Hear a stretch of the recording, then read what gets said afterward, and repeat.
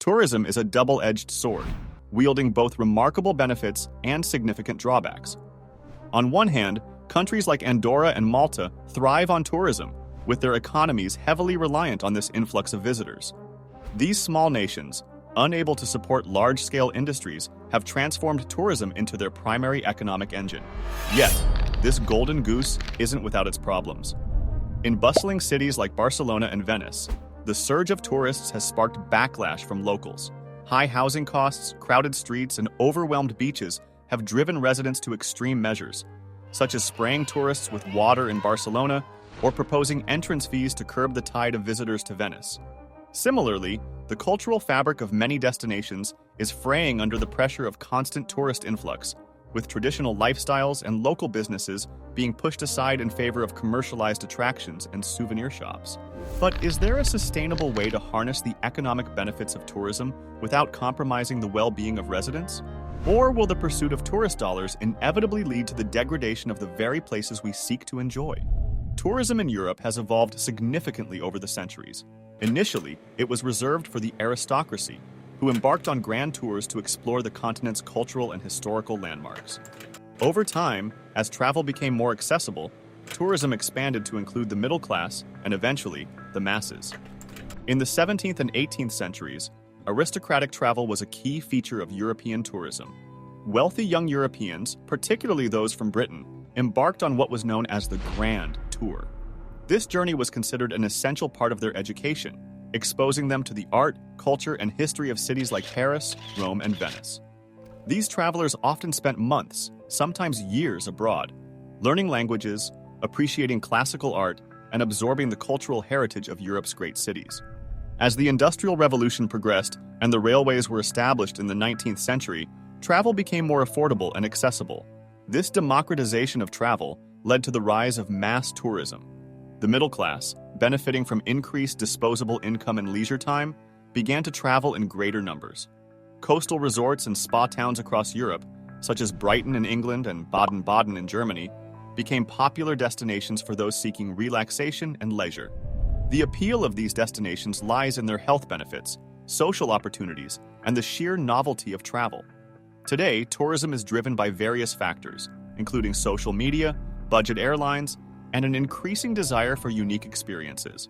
However, this democratization of travel has also led to over-tourism, where popular destinations are overwhelmed by the number of visitors. The rise of social media has had a profound impact on tourism.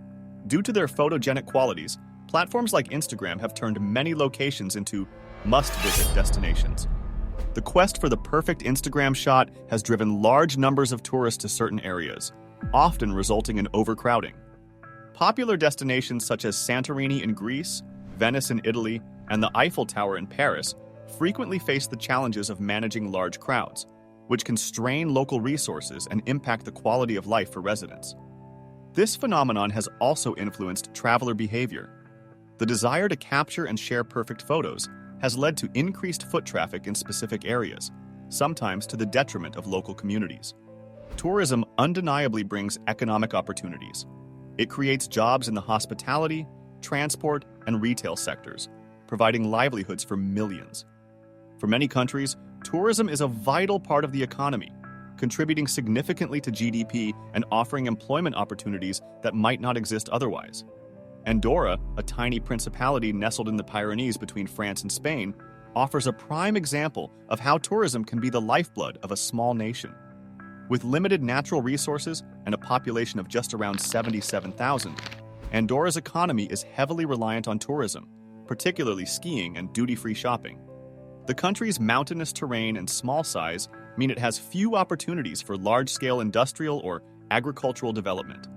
Instead, Andorra has capitalized on its natural beauty and favorable tax laws to attract visitors from around the world. In the mid-20th century, Andorra began to develop its tourism sector in earnest. Ski resorts were established in the beautiful Pyrenees, drawing winter sports enthusiasts. The country's status as a duty-free haven further boosted its appeal, attracting shoppers eager to take advantage of the low taxes on goods. As a result, Andorra transformed from a remote and underdeveloped region into a bustling tourist destination.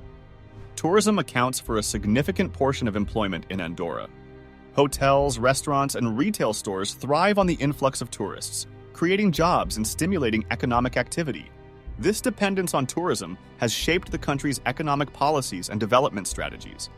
Approximately 80% of Andorra's GDP comes from tourism-related activities, underscoring the critical role this industry plays in the nation's economy. The revenue generated from tourism has enabled Andorra to invest in infrastructure, healthcare, and education, improving the quality of life for its residents. Malta, a Mediterranean archipelago, is another example where tourism plays a crucial role in the economy. With a rich history dating back thousands of years, Malta attracts tourists for its historical sites, cultural festivals, and beautiful landscapes. The island's strategic location in the Mediterranean has made it a crossroads of civilizations, contributing to its rich cultural heritage.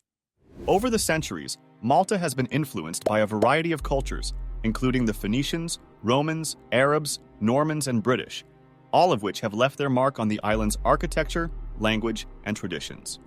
Following its independence in 1964, Malta invested heavily in tourism infrastructure, promoting its historical sites, sunny beaches, and vibrant culture to the international market.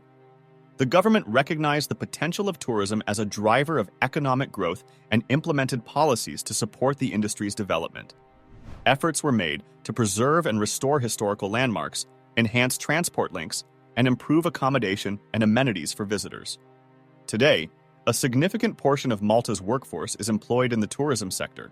Hotels, tour operators, and service industries rely on tourist spending, providing livelihoods for thousands of Maltese citizens. Tourism contributes about 27% to Malta's GDP, highlighting its importance to the national economy. The influx of tourists generates revenue that supports local businesses and stimulates economic growth. It has also created opportunities for entrepreneurship, as locals established small businesses catering to the needs of visitors.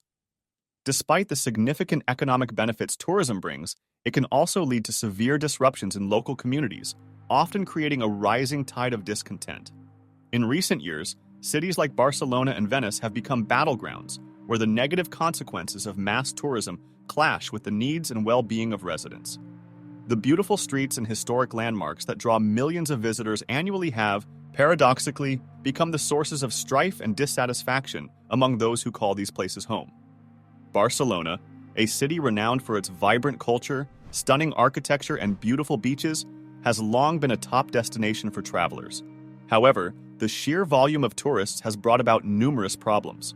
The rise of platforms like Airbnb has exacerbated housing issues, making it increasingly difficult for locals to find affordable accommodation. Property owners, enticed by the higher returns from short-term rentals, have converted residential spaces into tourist lodgings, driving up rents and reducing the availability of long-term housing. This phenomenon has not only displaced residents, but also disrupted the sense of community in many neighborhoods. The influx of tourists has also led to the overcrowding of public spaces and amenities. Iconic sites such as La Sagrada Familia and Park Güell in Barcelona are often swamped with visitors, making it challenging for locals to enjoy these landmarks. The narrow streets of the Gothic Quarter, designed for a far smaller population, frequently become clogged with throngs of tourists, creating a strain on infrastructure and services. This overburdening of facilities can result in reduced quality of life for residents, who must navigate through the crowded areas daily. In response to these challenges, some locals have taken matters into their own hands. Instances of residents spraying tourists with water or staging protests against mass tourism have made headlines, highlighting the extent of frustration and resentment. These acts of defiance underscore a deeper issue: the struggle to reclaim spaces and lifestyles disrupted by the relentless tide of visitors.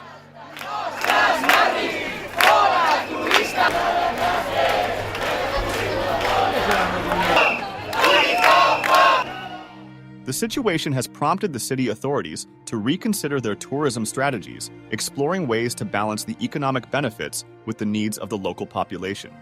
Venice, another iconic destination, faces similar challenges. The city's unique charm, with its intricate canals and historic architecture, attracts millions of tourists each year. This influx has placed immense pressure on the city's infrastructure. The narrow alleys and delicate buildings, already vulnerable to environmental factors, suffer from the constant wear and tear of heavy foot traffic. The increasing number of cruise ships docking in the lagoon has also contributed to environmental degradation, causing erosion and damage to the fragile ecosystem. The impact on the local population has been profound. Venice's permanent residents have dwindled dramatically over the past few decades. High living costs and the proliferation of tourist accommodations have driven many locals to move to the mainland, leaving the historic center with a largely transient population. This exodus has turned Venice into a near theme park, where the daily life and vibrancy of a typical city have been replaced by a facade catering primarily to tourists. The local culture and traditions that once thrived in the city are at risk of fading away, overshadowed by the demands of the tourism industry. To address these issues, Venice has explored various measures to regulate tourism. Proposals have included limiting the number of visitors allowed into the city each day and introducing an entrance fee for tourists. These measures aim to reduce the strain on infrastructure and preserve the city's cultural heritage. However, such proposals have sparked debate. While some residents and policymakers support these initiatives as necessary steps to protect the city, others fear they may further commodify Venice, reinforcing its status as a tourist attraction rather than a living, breathing community. The tension between tourism and local well-being is not confined to Barcelona and Venice. Across Europe, other popular destinations face similar dilemmas. Cities like Amsterdam, Dubrovnik, and Prague struggle with the consequences of mass tourism. Public spaces are often overwhelmed, local businesses are pushed out by tourist-centric establishments, and the character of historic neighborhoods is altered. The economic boon provided by tourism is undeniable, but it increasingly comes at the cost of the quality of life for residents. These issues have led to a broader discussion about the sustainability of tourism. Critics argue that unchecked tourism growth is unsustainable and can lead to the degradation of both natural and cultural resources. They advocate for a more balanced approach, where tourism development is carefully managed to ensure it does not compromise the well-being of local communities. Slovenia has emerged as a model for sustainable tourism, balancing economic benefits with environmental and cultural preservation. The country has implemented a series of initiatives designed to promote eco-friendly practices and involve local communities in tourism planning.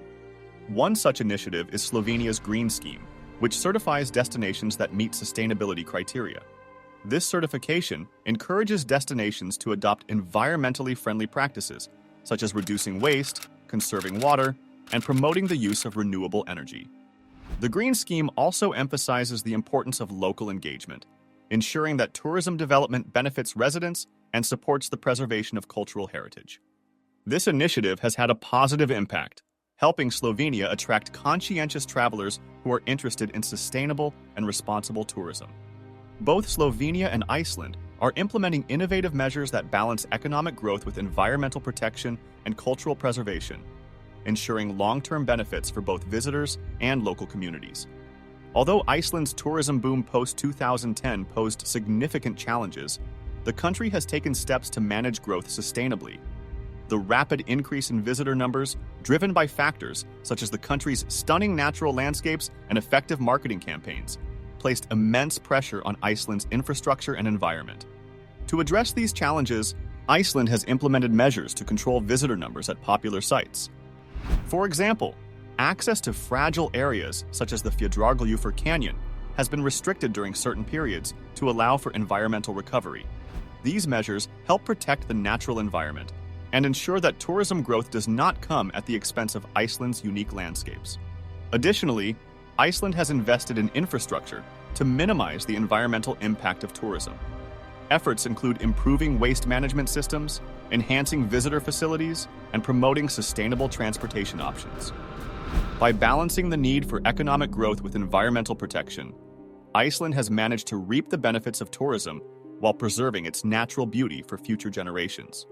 Do you think tourism is more beneficial or harmful to local economies? Share your thoughts in the comments below. And if you found this video informative, be sure to like and subscribe for more insights.